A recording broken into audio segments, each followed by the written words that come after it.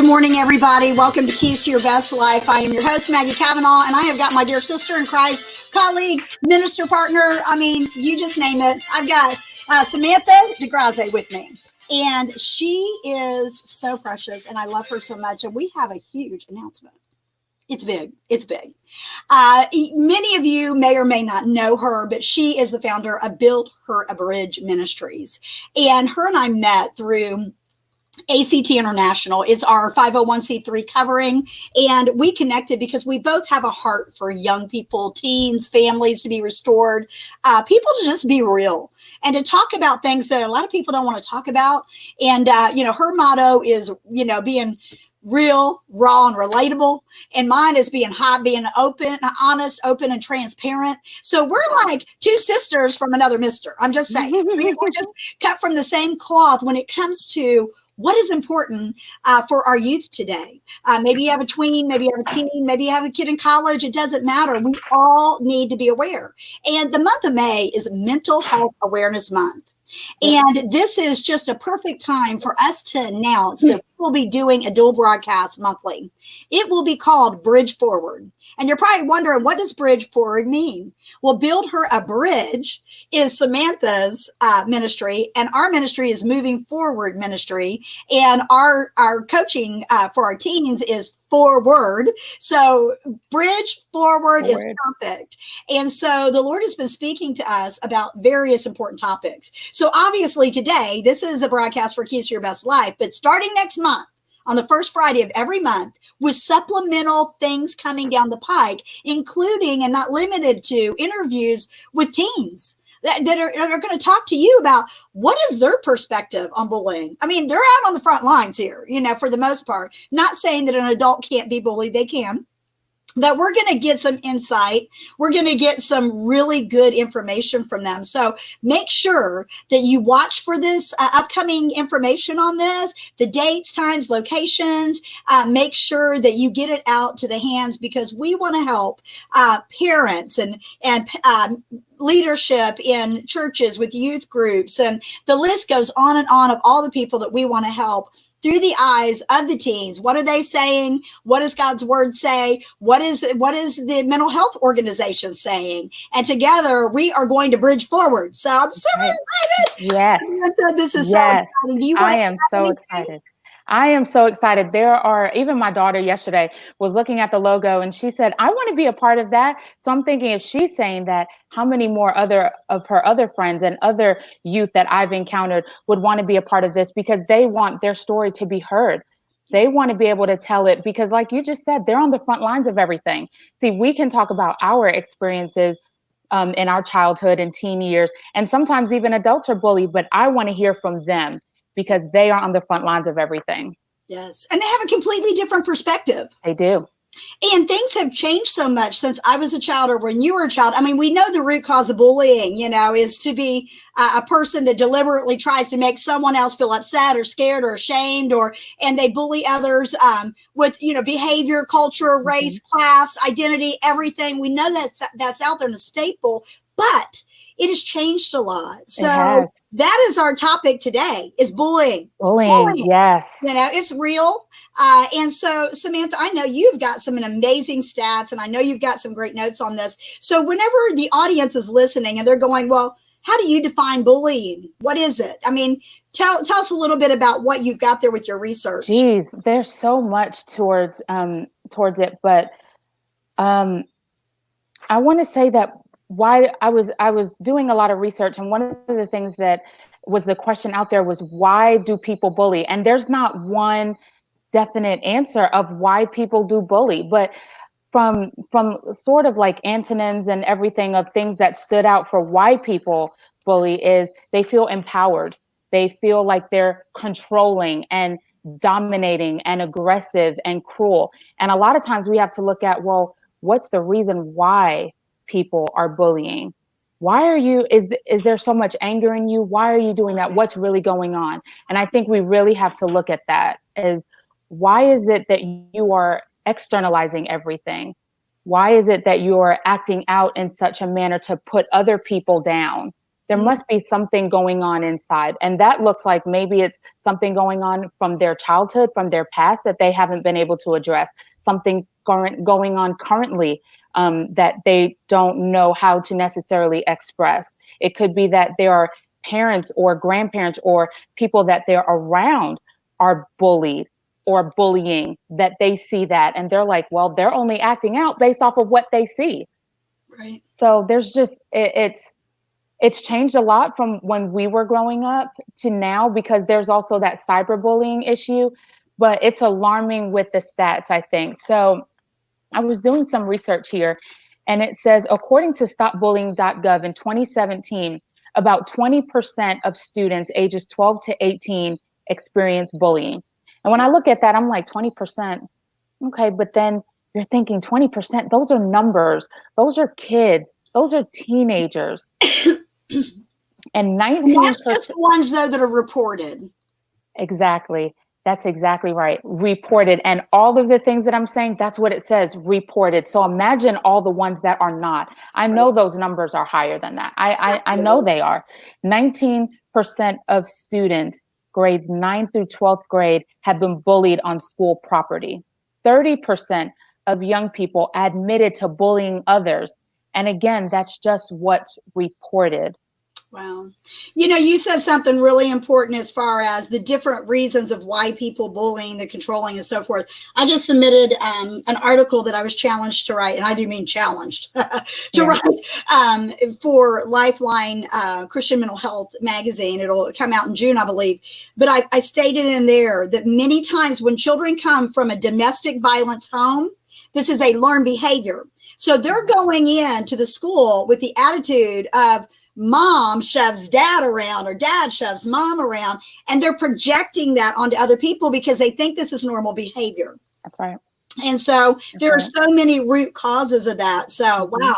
But I agree with you. I mean, 1% is too much and 20% is a lot. But we know that there's a whole lot of kids out there that don't report it because they don't want to be a snitch. Absolutely. Yeah. So I was thinking about this because I've been praying about it with this topic, because this along with like self-esteem and confidence and mental health, because we're in the month of May now, I wrote this down. I said, empowered, dominating, controlling, mean, aggressive, cruel. Those are words that identify the bullier. But when I hear those words, I hear leadership, motivator, have a following, confident, focused, communicative, transparent. So if we change the way that we look at them, if we change the way that we can see their potential, I think that we're going to be able to approach them better. Because who wants to approach a bully? I think there's only 3 things you can do: run, react, or respond. But if we change the way that we look at them, and instead of coming back at them in another aggressive manner or bully them back, because that's what we automatically want to do. Some of us, a lot of us, we're just internal and we'll internalize everything and not say anything. But those that we're like, oh, you have a comeback, I just think we need to be careful with that. They have so much potential and we don't realize what's really going on. So when we get to the root cause of what's going on, they're going to be able to change their behavior. Because again, to me, a bullier is a learned behavior. Absolutely. Absolutely. And you said a key word there, the root cause, because, you know, most bullies probably don't even want to be that way. But they don't know any other way, and they need to break out of that. And so they have to have the right sources. They have to have the right tools, and they have to have the right people extracting the goodness out of what it is. And I'll see children all the time, and a lot of kids that I've dealt with that have, you know, their parents are like, I don't know what to do with them. They're out of control. They have a great leadership potential. And you hit on that as well. But it's being just portrayed the wrong way. Right. And we need to be careful about who's going to pour into them and to feed into them and bring that out of them. Because again, if it's a learned behavior and they're seeing the bullying going on in their home, well, then their home environment is not a good environment. So they're going to keep doing that. Yeah. But once we really try to fix that, and that's offering counseling to the bullier to say, you know what, let's talk about this, because I see so much potential in you. I know that this is not you. What's really going on? And that's when, like an onion, you start peeling back the layers and layers, and you get to the root cause of it. And it could be anything. And that's the thing, you need to be ready for it, because it could be anything from sexual abuse, child abuse, to seeing my daddy punch my mommy punching it could be anything. Yeah. But the point is getting to that root, because, and I don't know if you notice this, but a lot of times when there are people that bully, a lot of times it's things that are exterior, things that like the exterior looks like your ears, your hair, your skin color, things like that. But they don't really make fun of you for saying, that's why you made an A, or that's why you have good character, or something like that, because those are the internal things. And because people that bully, we see the exterior, that's why a lot of times we are judged by our exterior. Right. And I love the fact that the Lord tells us that man looks on the outside, but God looks at the heart. Absolutely. And that's what we have to do when it comes to these kids that are hurting, because they are hurting. And that's why they're hurting other people, is because we have to be fully aware that there's a heart condition. You know, the Bible talks about out of the abundance of the heart, the mouth speaks. And so that is so powerful. And I think sometimes when we think about bullying, we think about the kid, physically, but, we're talking, like you mentioned, cyberbullying, psychological bullying, verbal abuse, and bullying, physical and, intimidating. There are so many forms. Let's talk a little bit about some of those forms and how they're taking shape on our culture now. Absolutely. So the percentage, most common type of bullying is online bullying, harassment, mean comments. That's 22.5% of young people. Wow. 35% had sent a screenshot of someone's status or photo to laugh at them. 61% of teens who report, just like we said before, who report being bullied, say it was because of their appearance. That is more than half, 61%. 56% report online harassment from Facebook alone. 7 in 10 young people experience bullying before they hit the age of 18. 7 in 10 young people. Wow. I believe that. I cannot believe that. Yeah, it's crazy. It is crazy to know that there are so many kids out there. And even, that goes in when you've got a low self-image from being beat down. We know the rates of suicide are astronomical. And many times these children are bullied. Yeah. We also see school violence where kids have come in and it is built to a point where they are just so influenced by their pain and so forth that they act out in physical attacks and so forth. There's so many aspects of this, and it all comes down to making sure that people's mental health is stable. Absolutely. It all bottoms out to the heart issue and to the mind. Absolutely. And if you're not in your right state of mind, when you are dealing with anxiety and depression and suicidal thoughts and PTSD, and when you're a victim of child abuse and sexual abuse, so you're not. And so sometimes the only way that you can have attention, or the only way that you, and that's a whole other issue, attention, but the only way that you can honestly get out, because they feel like they're caved in and they're feeling like just so closed in, the only way that they can act out is just to be an aggressor and to bully. Yes.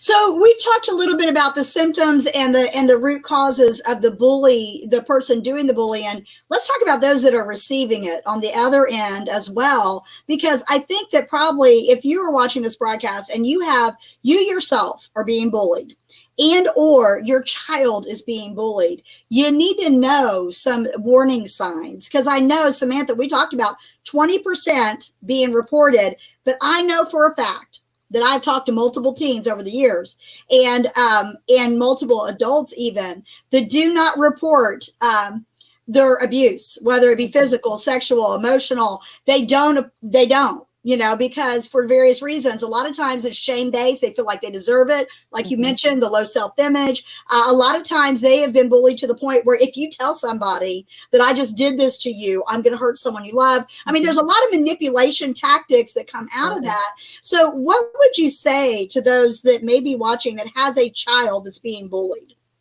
I would say you first have a conversation with your child. Like I know we're pretty much almost off for summer and going back into school in the fall, but have a good relationship with your child where your child also feels comfortable sharing back with you. Listen for your child. listen for key words and cues that they're telling you, because a lot of times they're not going to come right out and say, Mom so-and-so beat me up on the bus. Mom so-and-so pushed me against the locker. But if you listen for subtle cues and hints, they'll give it to you. When you have a relationship with your child, be careful that you're not the one to dominate and talk so much, but listen to what they're saying. And also let them know that they need to stand up for what, and that standing up doesn't mean that you're also acting out, but standing up means that you're saying, I'm not going to tolerate this. I deserve better than this. I love myself. I love my face. I love my body, and I will not allow you to disrespect it in any way. And you need to go see a teacher or guidance counselor. I'm an educator myself, and that's what we're here for.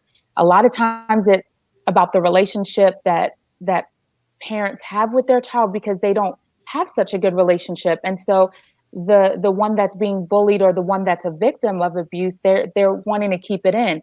And I tell you, just like I tell a lot of the other young people that I work with, do not hold it in. That's what these counselors are here for. That's what an adult is here for, that loves you and that is pouring into you. You don't have to go through this alone. There's no reason for you to go through it alone. You definitely don't deserve it. So you have to reach out, because it's not fair. And also, you're protecting other people too. Yes. Because if you keep it to yourself, then just imagine all the other people that are going through something similar or the exact same thing that you're going through. So you, by speaking up, can stop this aggressor from doing it to other people. Absolutely. Wow, that's valuable information right there. Y'all need to pause this. If you're watching this on the replay, I know if you're watching it live, you can't do that. But if you're watching it on the replay, pause that and listen to that again, because that right there is keys that unlock the communication. And it does come down to communication. And we live in a world where parents don't intentionally not build that relationship or rapport with their kids, but they're under so much pressure, and it's like, go, go, go, go, go. I find being in the car is a great place to talk. Have you found that with your daughter? Absolutely. Oh man, that's when I think my kids are most, when they're wanting to talk, or sometimes at night when they're kind of ready to go to bed, and you kind of, or you're sitting on a sofa or something, and they come and sit and talk, like, just don't even say anything. They just come and just sit next to you. Parents, grandparents, adults, you have to be receptive, because that to me is a sign that one of my kids wants to talk. And whatever I'm doing, phone, remote control, drinking coffee, whatever, it takes second place, because that's when I need to be tuned in to what my child is saying, and not just listening, because I'm doing a seminar about this, about listening and hearing. Those are two different things. Yeah. So you can listen, but are you really hearing?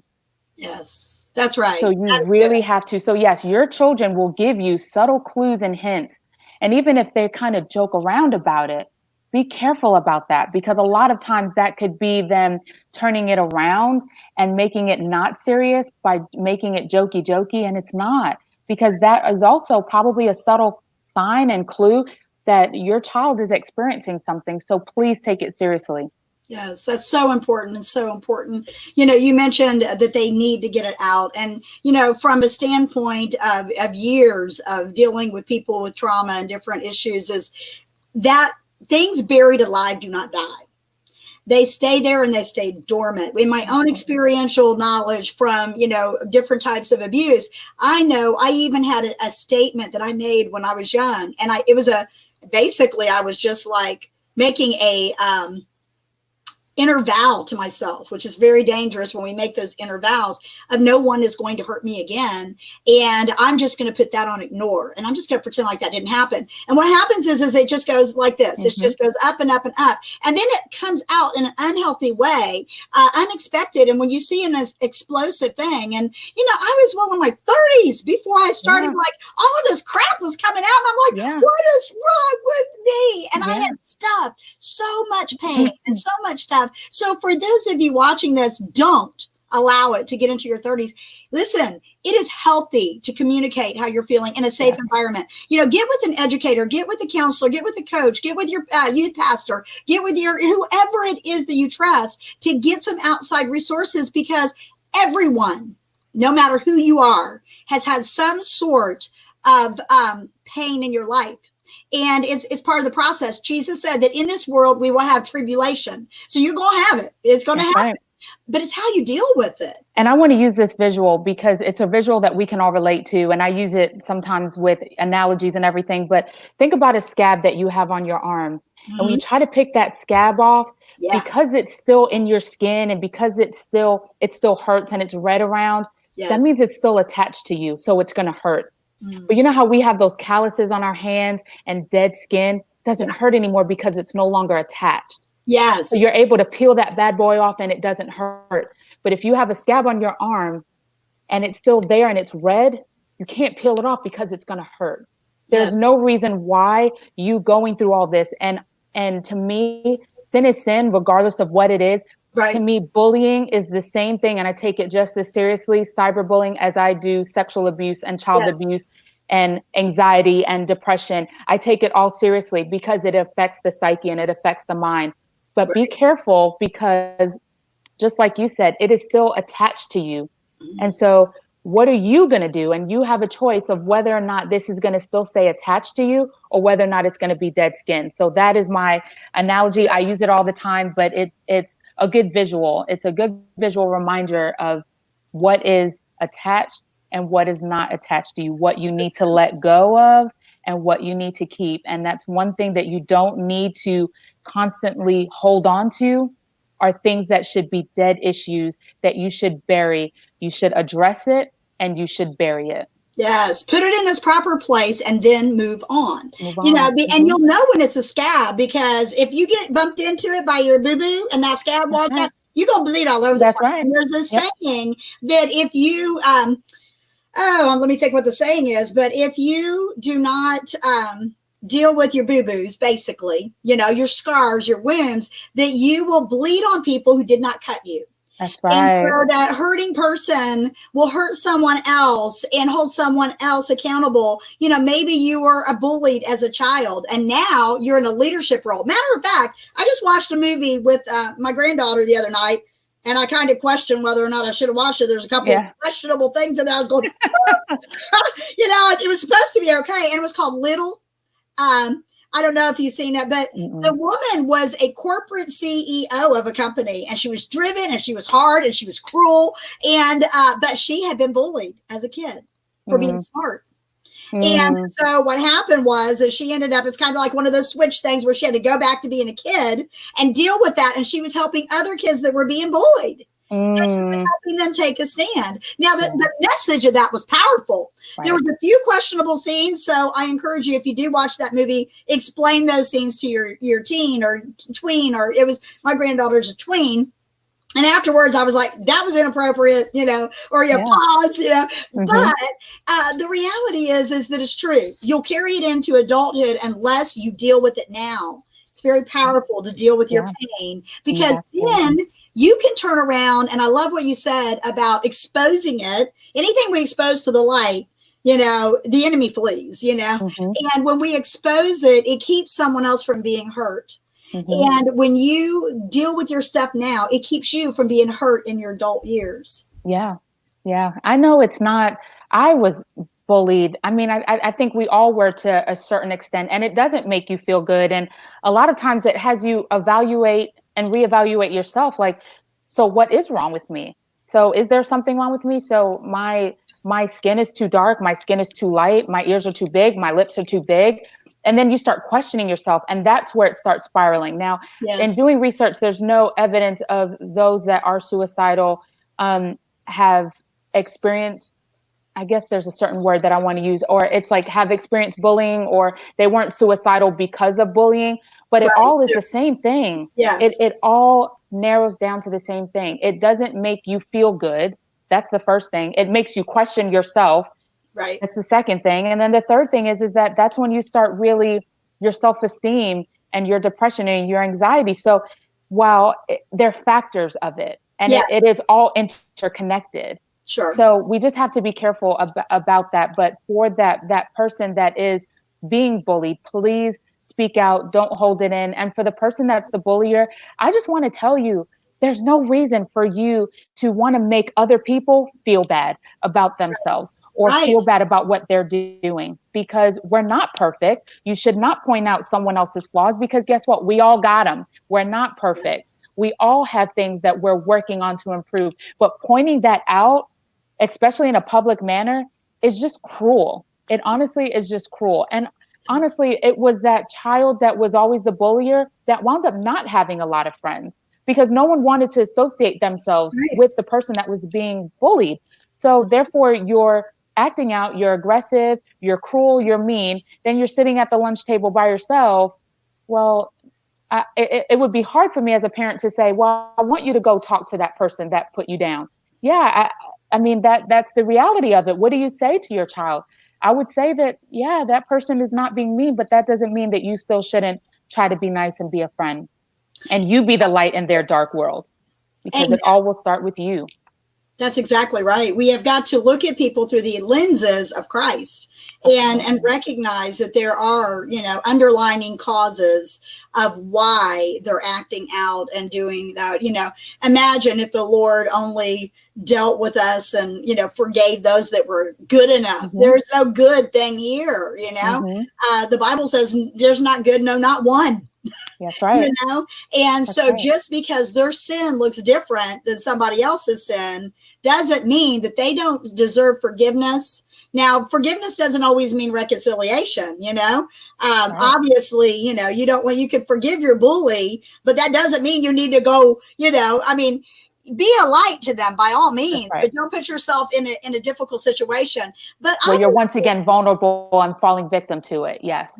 Yes. I believe that love covers a multitude of sins. That's what the word tells us. And so when we can walk in love and integrity, besides the fact that there are someone else, and I think even in the process of forgiving those that have hurt us, it goes back to taking it a step further. Okay, I choose to forgive them, but having empathy. What caused them? Mm-hmm. Lord, what caused them to act like that? Are they mm-hmm. being abused? Right. Is there something going on that is not unseen? So it's mm-hmm. so important how we not only as adults treat other adults because bullying takes place in the workplace and all different forms and fashions for adults. Yeah. It's not as prevalent as it is during those tween and teen years, but it is evident. But for our kids to learn that boundaries, and you hit on it. You hit on it really hard, and it was so good. And that's why I was telling people to pause it and go back. It has got to have enough self-worth. God created me, and I love myself enough to not let you hurt me. Right. And I'm going to set a strong boundary to stop that type of behavior, because if you allow unacceptable behavior in your life at a young age, it can trickle over into when you start dating and things like that. Mm-hmm. And you can find yourself in unhealthy relationships because mm-hmm. your self-image is so low. Mm-hmm. And that's where you talk about with that bleeding on other people. Yes. You're taking it out and you're lashing out on other people that have nothing to do with your underlying issue because you chose not to address it when you had ample opportunity to. And that's why having that communication with guidance counselors, coaches, and everything, that's why that plays a part. And I think growing up too, and that could be something that people are bullied over, it's you're going to see a therapist, you're going to see a counselor, you belong in a loony bin. I'd rather belong in a loony bin and know that my mental psyche is okay, and knowing that I can relate to other people and I can have a job and I can hold myself down and I can, run a household and I can be a loving wife and a loving mother. Then I guess that makes me crazy and loony if I'm going to see a counselor for check-in. I don't think there's anything wrong with going to see a counselor for check-in. Oh my gosh, I think it should be a requirement for life. I mean, if you've got a pulse, you need to do it. Yes. Counseling is not like, people have a misconception of what it is. I've done both. I've done counseling and coaching. And I had a lot of people that would come to me for coaching that really needed counseling. And counseling is going back, dealing with the root issue, putting it in its proper place so that you can move forward and be successful in your life. And then coaching takes you where you're at and helps you to reach the goals that you want to achieve. But the things that we go through in life are practice runs. They really are. They're things that allows us, God uses, we hear the saying all the time, he takes our mess and turns it into a message. He wants to get you through this so you can turn around and reciprocate that to a lost and dying world. Mm-hmm. People need help, and they need to know that overcoming is possible. That's right. And you don't have to go through it alone. I want Yes. to keep stressing that. I can't even tell you how many times you do not have to go through this alone. Yes. There are other people that are there that can reach out, or there's just one trusted adult that can get you the resources and the help that you need. So you do not have to go through this alone. Absolutely. The Bible says that out of the multitude of counselors, there's safety, there's wisdom. And so, counseling is a healthy thing. And I think the younger generation, at least I have seen over probably the last 15 years, people can say what they want about millennials. I love millennials. Yeah. And they get it. They are quick to say, you need to go have a session with your counselor. They get it. And so counseling is just one way of getting help. You being an educator, I'm certain that you have had students come to you in the past and they have these real life issues, but it's that trusted, safe place. And I love the fact that we don't have to carry it all. And God gave us accountability. He gave us people in our lives for a healthy reason. It's so exciting to know that we get to choose how we're going to address our own mental health, spirit, soul, and body. And with this being Mental Health Awareness Month, I'm super excited. Viewers, listen, the Tennessean is going to be doing an interview with my sister Samantha today. And we don't know when it's going to be published, but we will definitely share on social media. But they are doing something neat with Build Her a Bridge. And I just want to share this because it ties in to the mental health of young people. Absolutely. So we at Build Her Bridge are doing self-care boxes. We had so many different businesses and organizations and nonprofits, from Planet Fitness, Great Clips, Downtown Franklin Rotary, 31, Jerry Feed Music. They have all donated to these boxes right here with our logo on it. And inside of these boxes, especially bath bombs. I mean, which teenager doesn't love bath bombs? Hand sanitizer, which is like unnecessary right now, and some lotion. We've got the coupons here. American Foundation of Suicide Prevention also donated. So these boxes are going to go to middle school, high school, and young adults that have been dealing with mental health issues, from anxiety, depression, suicide, to child and sexual abuse, human trafficking, child trafficking. Middle school, high school girls will be getting this box. I'm excited to give it to them. I'm delivering them on Monday, May 4th, and Tuesday, May 5th, to those different organizations. I've had people emailing me saying, I need a box for my daughter. Please send me a box. I've got guidance counselors right here in Middle Tennessee that will be receiving these boxes. West Tennessee guidance counselors will be receiving these boxes. So it's just necessary. I think young girls, who doesn't like receiving mail? I know I love receiving mail, especially knowing when it's something that I ordered. But to know that there's something coming in a box for you, that's specifically for you, and you're going to be able to use it, and you don't have to share it because it's going just for you. I think it's just great, and I'm just excited to be able to get it to these girls. Oh my goodness, it is exciting, because the fact of the matter is it ministers to their soul. And, for those of you that are maybe not familiar with the soul, it's your mind and your will and your emotions. And these are the areas that are under attack. Yes. I say that, and there's also a journal and pen in here too. So again, when I was stressing about how you don't have to keep it in, you need to express and talk to someone, you can also write it down and journal. And so a lot of these middle school, high school girls that are going through some of these things, they're going to be able to use them for their physical psyche, because it's Planet Fitness, it's Great Clips, it's getting your hair done, it's building that confidence. Your mental psyche, writing things down.